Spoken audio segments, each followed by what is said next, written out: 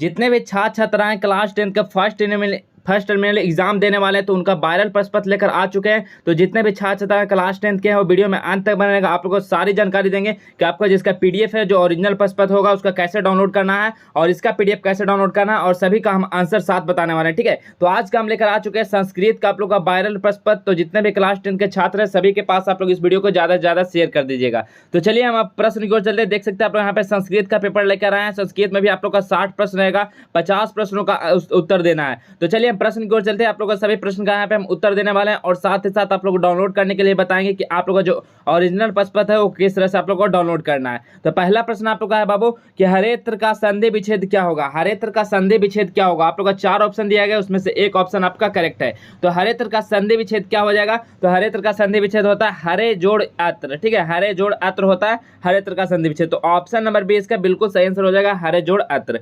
Next प्रश्न है प्रत्याशा में किन किन वर्णों की संधि हुई है। प्रत्याशा में किन किन वर्णों की संधि हुई है। प्रत्याशा में किन किन वर्णों की हुई है। आ जोड़ आ का। ठीक है, आ जोड़ आ का हुई है। तो ऑप्शन नंबर सी इसका सही आंसर हो जाएगा, या जोड़ आ का। नेक्स्ट प्रश्न है ए प्लस आ। ठीक है, ए प्लस आ कौन नया वर्ण बनेगा बताइए।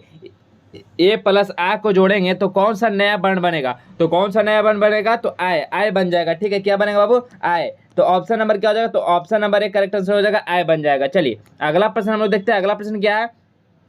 अगला प्रश्न है नध किस विभक्ति का रूप है बताइए। नघ जो है किस विभक्ति का रूप है। तो प्रथमा विभक्ति का रूप है। ऑप्शन नंबर ए सही आंसर हो जाएगा, प्रथमा विभक्ति। अगला प्रश्न है गंगायाम किस वचन का रूप है। गंगायाम जो है ये कौन सा वचन का रूप है। कौन सा वचन है। तो गंगायाम कौन सा वचन है डियर। तो एक वचन का रूप है। कौन सा वचन। तो एक वचन का। तो पांचवा का ऑप्शन नंबर एक करेक्ट आंसर हो जाएगा। अगला प्रश्न है राजन शब्द का रूप षष्ठी एक वचन में क्या होगा। राजन जो शब्द है इसका षष्ठी एक वचन में इसका क्या रूप हो जाएगा। तो राज्ञ हो जाएगा। ठीक है, राज्ञ। ऑप्शन नंबर सी इसका सही आंसर हो जाएगा।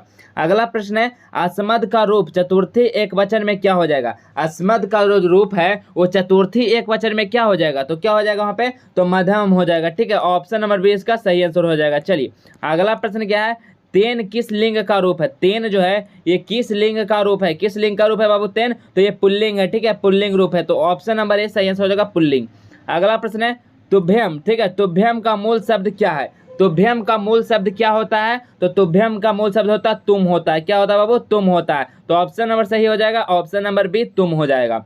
अगला प्रश्न देखते हैं। अगला प्रश्न है पठेयु। पठेयु किस लकार का रूप है। पठेयु किस लकार का रूप है डियर बताइए। पठेयु किस लकार का रूप है। तो लट लकार। ठीक है, लट लकार का रूप है। किसका है। तो लट लकार का रूप है। तो ऑप्शन नंबर ए इसका सही आंसर हो जाएगा, पठेयु किस लकार का है। तो लट लकार, ऑप्शन नंबर ए। ठीक है, अगला प्रश्न है बालक तृतीया का एक वचन रूप क्या हो जाएगा। बालक तृतीया एक वचन का रूप क्या हो जाएगा। तो एक वचन का रूप बालक का जो तृतीया एक वचन रूप क्या होता है। बालकेन हो जाता है। बालकेन हो जाता है। तो ऑप्शन नंबर सी सही आंसर हो जाएगा, बालकेन।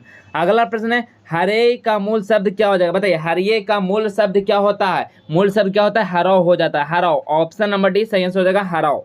चलिए अगला प्रश्न देखते हैं। अगला प्रश्न है भानुमी। भानुमेह किस विभक्ति का रूप है। भानुमेह जो है ये किस विभक्ति का रूप है। तो ये तृतीया विभक्ति का रूप है भानुमी। तो ऑप्शन नंबर सी सही आंसर हो जाएगा, तृतीया विभक्ति। अगला प्रश्न है गच्छति का मूल धातु क्या है बताइए। गच्छति का मूल धातु क्या है। तो गच्छति का मूल धातु होता है गम होता है, गम। ऑप्शन नंबर बी सही आंसर हो जाएगा, गम। अगला प्रश्न है पठ किस लकार का रूप है। पठ जो है ये कौन सा लकार का रूप है। तो पठ है जो लोट लकार का रूप है। तो ऑप्शन नंबर बी सही आंसर हो जाएगा, लोट लकार। अगला प्रश्न है निम्नलिखित में से लिट लकार का रूप कौन सा हो जाएगा बताइए। निम्नलिखित में से लिट लकार का रूप कौन सा होता है। तो लिट लकार गच्छति, इसमें जो ऑप्शन में है वो लिट लकार का रूप है। तो ऑप्शन नंबर बी सही आंसर हो जाएगा, गच्छति क्या है, एक लिट लकार का रूप है। अगला प्रश्न है निर्गंध का सही संधि विच्छेद क्या है। निर्गंध का जो सही संधि विच्छेद है ये क्या होता है। निर्गंध का सही संधि विच्छेद क्या होता है। तो निह जोड़ गंध होता है, निह जोड़ गंध निर्गंध होता है। ठीक है, ऑप्शन नंबर बी सही संधि विच्छेद इसका है। अगला प्रश्न है तथा जोड़ एव का सही संधि क्या हो जाएगा। ठीक है, तथा जोड़ एव का सही संधि क्या हो जाएगा। तो तथा जोड़ एव क्या होता है, तथैव होता है। ठीक है, तथैव। ऑप्शन नंबर क्या हो जाएगा। तो ऑप्शन नंबर बी इसका बिल्कुल सही होगा, तथैव। चलिए अगला प्रश्न है गणेश में किन किन वर्णों की संधि हुई। गणेश जो है इनमें किन किन संधियों की बनी हुई है। गणेश, ठीक है, मतलब आ जोड़ ई की संधि हुई है। ठीक है, आ जोड़ ई की। तो ऑप्शन नंबर ए सही हो जाएगा, आ जोड़ ई। अगला प्रश्न है आ जोड़ ओ को कौन सा नया वर्ण बनेगा बताइए। आ जोड़ ओ से कौन सा नया वर्ण बन जाएगा। तो आ जोड़ ओ से कौन सा नया वर्ण बनेगा। तो ए बन जाएगा, ए। ठीक है, ऑप्शन नंबर डी सही हो जाएगा, ए।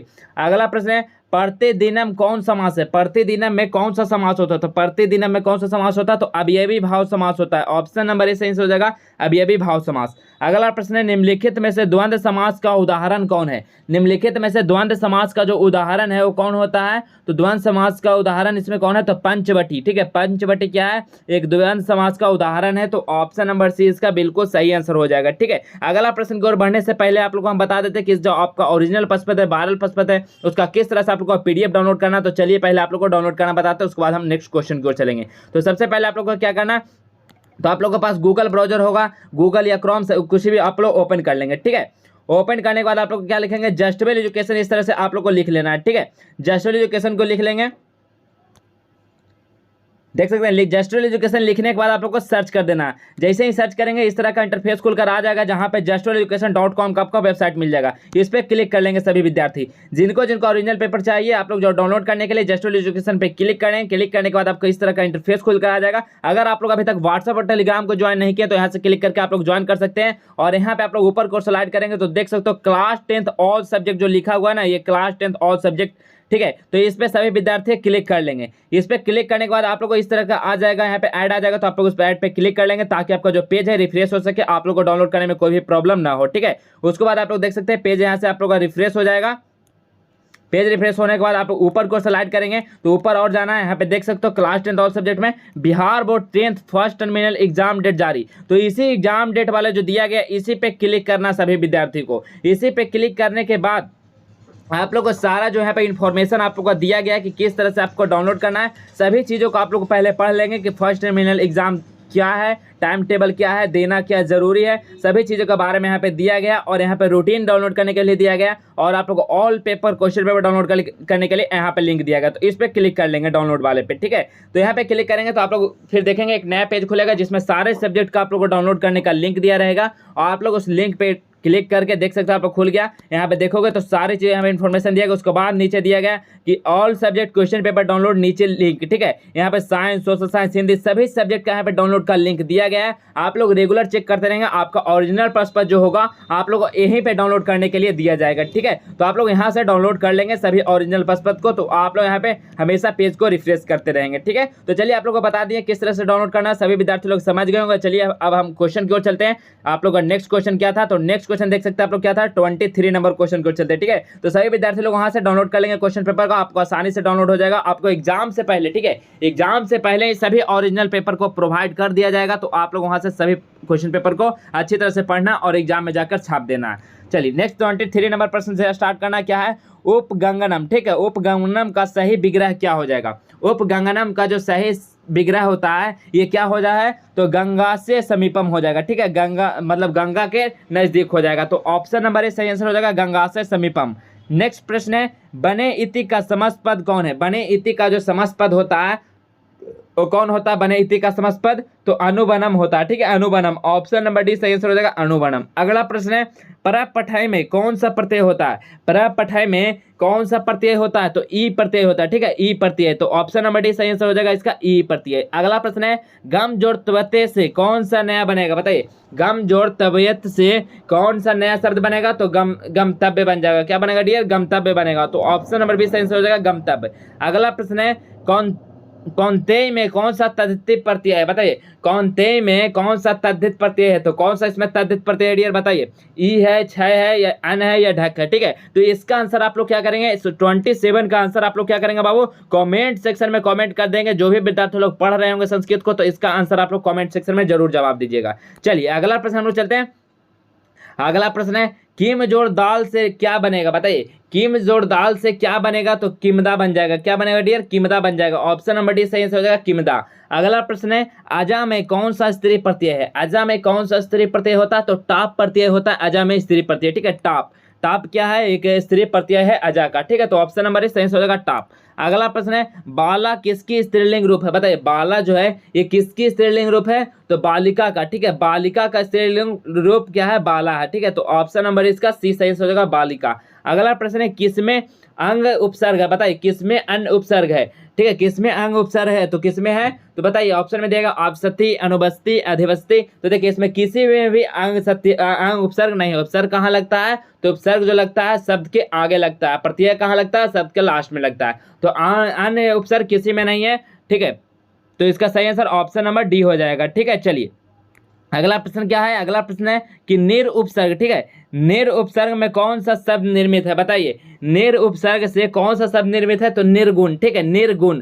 निर उपसर्ग किसमें है, तो निर्गुण में है। तो ऑप्शन नंबर सी इसका सही आंसर हो जाएगा निर्गुण। अगला प्रश्न है निम्नलिखित में उपनवाध्यांश सूत्र किसमें है, बताइए ये किसमें है, तो यह है हरि बैकुंठ अधिबस्ती में। तो ऑप्शन नंबर बी इसका सही आंसर हो जाएगा। अगला प्रश्न है सह के साथ कौन सा विभक्ति होती है, सह के साथ जो विभक्ति होती है कौन सा विभक्ति होती है, तो सह के साथ प्रथमा विभक्ति होती है। याद रखिएगा प्रथमा विभक्ति होती है सह के साथ। तो ऑप्शन नंबर ए सही आंसर हो जाएगा प्रथमा विभक्ति। अगला प्रश्न है बीना के योग में कौन सा विभक्ति होती है, बताइए बीना के योग में जो कौन सा विभक्ति होती है, तो बीना के योग में चतुर्थ विभक्ति होती है। क्या होती है, तो कौन सा विभक्ति का रूप है, बताइए ये नांग विकार कौन सा विभक्ति का रूप है, तो तृतीय विभक्ति का रूप है। ऑप्शन नंबर सी हो जाएगा। अगला प्रश्न है मंगलम पाठ में कितने उपनिषदों के मंत्र है, बताइए मंगलम जो पाठ है इसमें कितने उपनिषदों के मंत्र है, तो कितने उपनिषद के मंत्र है मंगलम पाठ में, तो 5 है, ठीक है 5 है। ऑप्शन नंबर डी सही आंसर हो जाएगा 5। चलिए अगला प्रश्न क्या है, उपनिषद की कुल संख्या कितनी है, उपनिषद जो है वो कुल कितने उपनिषद है डियर, तो 108 उपनिषद है। याद रखिए कुल कितने उपनिषद है, 108 उपनिषद है। ऑप्शन नंबर डी सही आंसर हो जाएगा। अगला प्रश्न है मंगलम पाठ के रचयिता कौन है, मंगलम पाठ के जो रचयिता हैं वो मंगलम पाठ के रचयिता कौन है, तो वेद व्यास है मंगलम पाठ के रचयिता। तो ऑप्शन नंबर ए सही आंसर हो जाएगा वेद व्यास। अगला प्रश्न है उपनिषद किसके अंतिम भाग है, बताइए उपनिषद जो है ये किसके अंतिम भाग है, तो उपनिषद किसके अंतिम भाग है, तो वैदिक साहित्य के अंतिम भाग है। तो ऑप्शन नंबर इसका 20 सही आंसर हो जाएगा वैदिक भाग। चलिए अगला प्रश्न है उपनिषद किसके सिद्धांतों की व्याख्या करते हैं, बताइए उपनिषद किसके सिद्धांतों की व्याख्या करते हैं उपनिषद, तो उपनिषद किसके करते हैं, तो बताइए ऑप्शन में दिया गया वैदिक शास्त्र के, खगोल शास्त्र, दर्शन शास्त्र, इनमें से कौन है, तो वैदिक शास्त्र के करते हैं, ठीक है। तो ऑप्शन नंबर इसका बिल्कुल सही आंसर हो जाएगा, ठीक है। तो देखिए आप लोग का जो सारा आप लोग यहाँ पे क्वेश्चन पेपर डाउनलोड करने के लिए बता दिए, यहाँ पे सारा क्वेश्चन आप लोग दिया गया है, आप लोग को इतना आंसर बता दिए, आप लोग को सारा आंसर आप लोग को वेबसाइट पे मिल जाएगा और इस सब्जेक्टिव का भी आप लोग वहाँ पे PDF मिल जाएगा, ठीक है। तो आप लोग जाइए फटाफट वहाँ से आप लोग डाउनलोड कर लीजिए और जितना आंसर बताएं सभी को आप लोग नोट कर लीजिएगा और याद कर लीजिएगा, ठीक है। अगर आप लोग का वीडियो अच्छा लगा तो वीडियो को लाइक कर दीजिएगा और जितने भी क्लास 10th के छात्रगण है, मित्रगण है, सभी के पास आप लोग जरूर से इसको ज़्यादा से ज़्यादा शेयर कर दीजिएगा, ठीक है। और चैनल को सब्सक्राइब कर लीजिएगा ताकि आने वाले हर एक सब्जेक्ट का आप लोग का जो वीडियो है वो सबसे पहले मिलते रहे। और आप लोग जो भी विद्यार्थी 2024 बोर्ड की तैयारी कर रहे हैं 10th का, तो आप लोग इस चैनल पे सभी सब्जेक्ट का आप लोग को तैयारी कराया जाए तो आप लोग बेहतरीन ढंग से तैयारी कर सकते हैं, ठीक है। तो चलिए आज के वीडियो में बस हम इतना ही रहने देते हैं, मिलेंगे फिर एक नए वीडियो में, नेक्स्ट वीडियो में, तब तक के लिए